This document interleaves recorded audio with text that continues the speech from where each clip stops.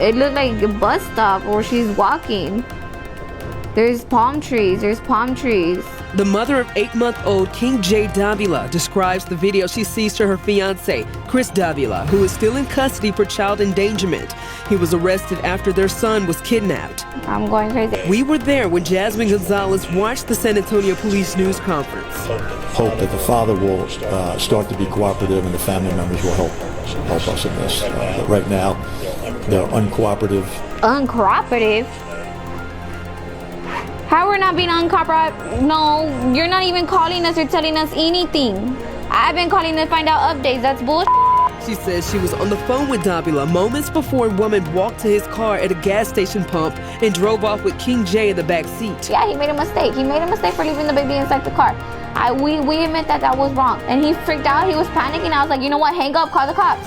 That's the first thing he did. It's not right. You know, since day one, they've just been doing the same thing, not getting anywhere, and their focus is somewhere else.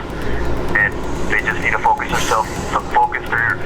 all their information on where the car was located at. Police believe Davila knew the woman who took their son, but both he and Gonzalez deny it. Who is that chick? Why did she go ahead and go inside a vehicle? Obviously, she was watching. It's not that they were interacting. She was watching, basically, to see if there was a car on, and she went straight in. And we begin with the latest on the search for little King J. Davila. Yesterday, we learned that investigators found the body of an 8-month-old baby that they believe is King J in an East Side neighborhood. Since that announcement, people have been flooding to that location off Castlebrook Drive. Sarah Costa is live at the memorial on the East Side now and has spoken to visitors about why they've come to remember the baby. Sarah? And just right now, a large group of people arrived. They have all joined hands and they're starting to pray as they remember 8-month-old King J. Davila, praying not just for the baby, but also what we just heard as the person leading the prayer say, asking for prayers for the whole family.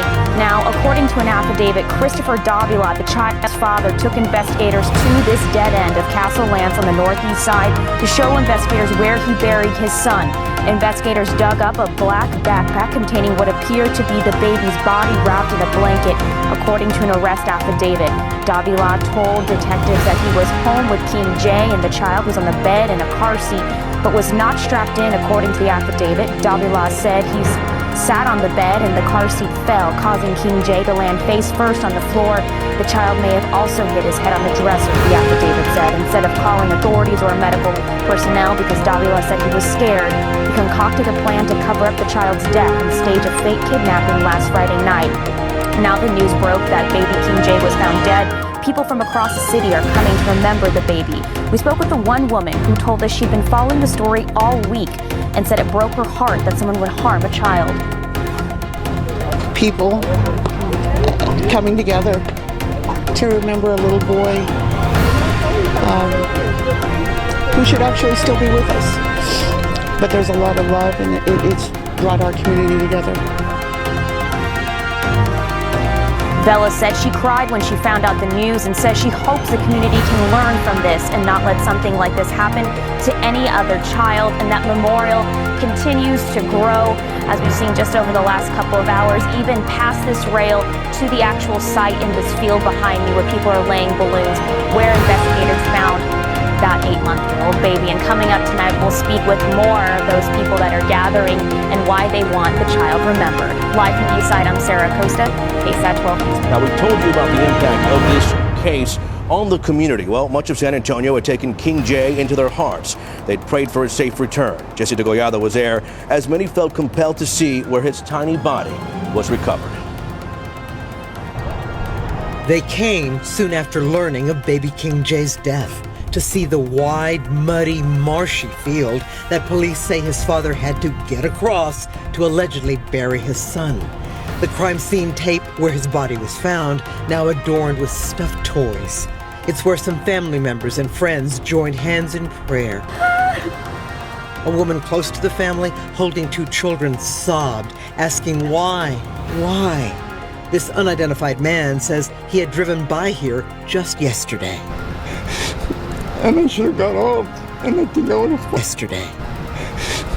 And I should have got off, and I think I would have found him.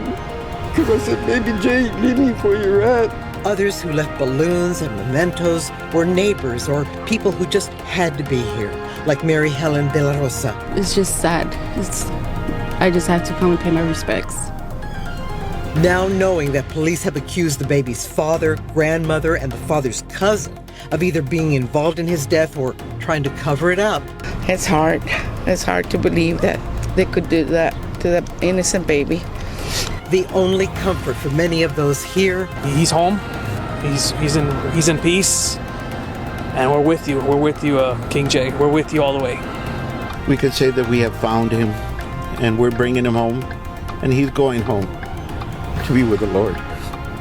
Of baby King Jay Davila has gripped this city and the country.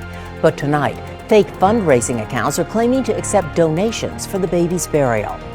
Eyewitness News reporter Henry Ramos has a warning. Plus, he shows us where you can give money if you want to help.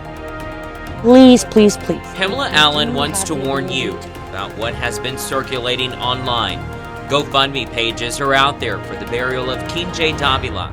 Check this one out. It was started 4 days ago, and it is asking for $10,000. But Allen says don't give to them. We don't need to have GoFundMe accounts. She says Castle Ridge Funeral Home will pay for Baby King's funeral, and Any Baby Can, a local nonprofit, has donated a site for him to be buried. She says the family is aware of the plans. Oh, there's no reason for GoFundMe accounts to start. There's no reason for people to be standing out with his picture trying to collect money. Allen, the CEO of Eagles Flight, says people instead should give to nonprofits who are trying to raise a voice against child abuse. Please be careful.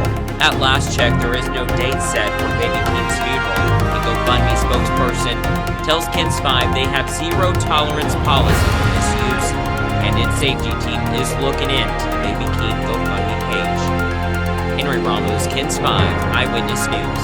Prayer service will now be a candlelight vigil at 7 o'clock tonight here at Monterrey Park. The organizer was telling me that judging by the response that we've seen on social media, a large crowd will be gathering here in unity and prayer, mourning the loss of baby King Jay.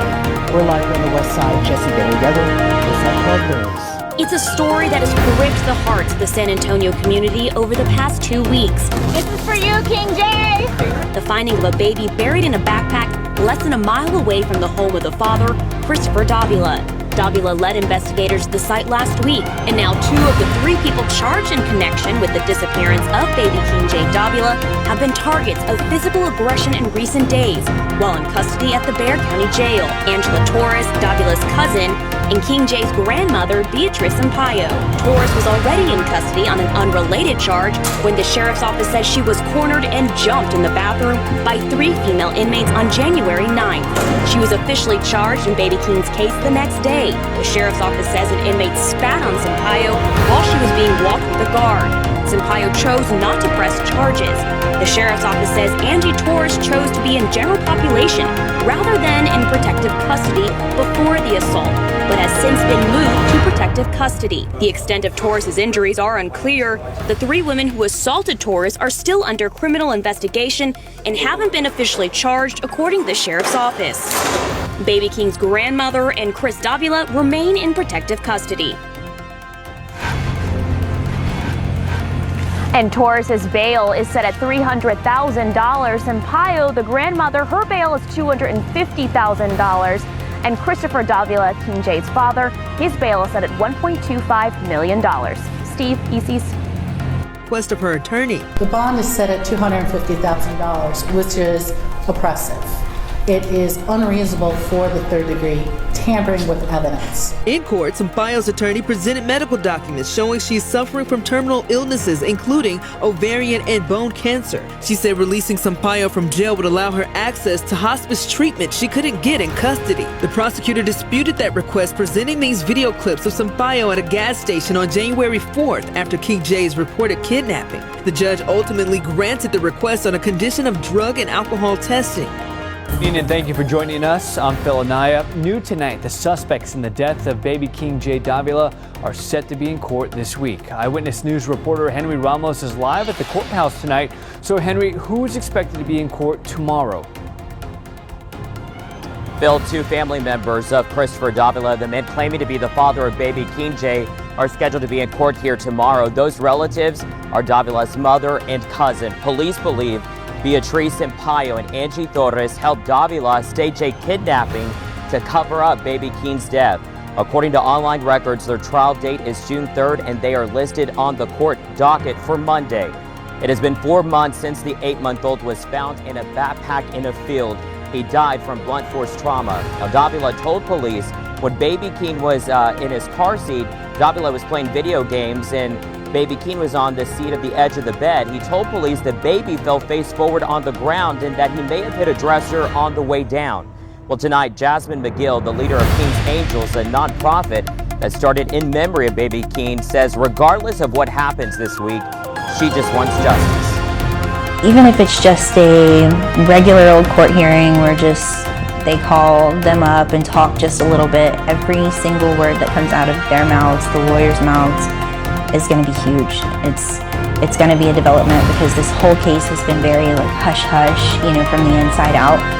And there's a lot of details that I believe that the public still does not know about.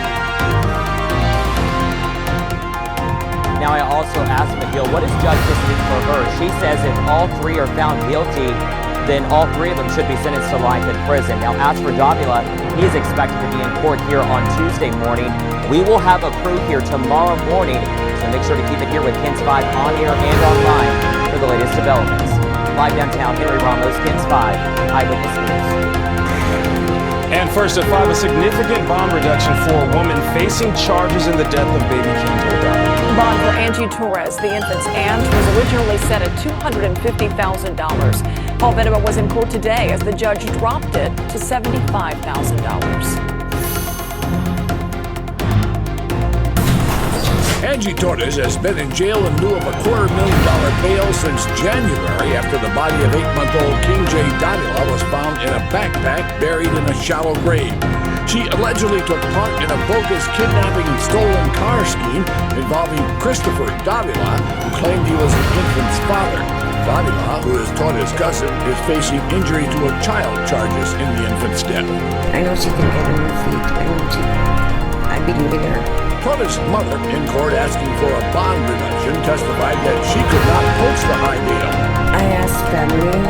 I don't have any assets to sell or pawn or anything like that. Torres' sister, too, testified that she couldn't post bond, but promised to help in other ways. Take her wherever she needs to go, be there for her emotionally, in every aspect. Following the women's testimony, the ruling. The bond is reduced to $75,000 with global positioning, full house arrest. Torres also has a $50,000 bond in a separate aggravated assault case that remains in place. Torres' trial, absent a plea deal, is not likely to get underway until later this summer, probably not until mid-August. Paul Venema, KSAT 12 News. We have new information in the baby King J case. During a bail reduction hearing for Christopher Davila, who is facing charges in the case, the child's mother testified that Davila is not the father. Paul Venema takes us to that hearing during which the judge denied Davila's request that his $1.2 million bail be lowered.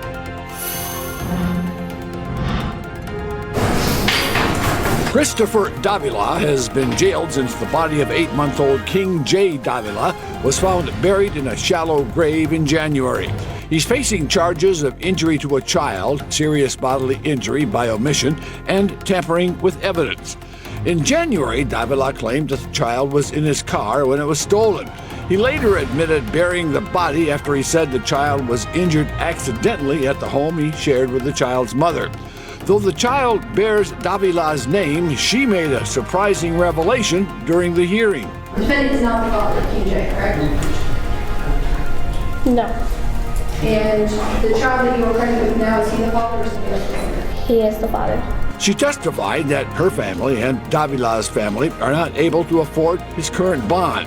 She asked that it be lowered, promising that Davila will show up for any subsequent hearings. For him, now from when I know him, I know for sure that he will appear to court. because he's not the same person that he was before. Following the 30-minute hearing, Judge Andy Carruthers had his ruling. I deny bond reduction on all of the cases.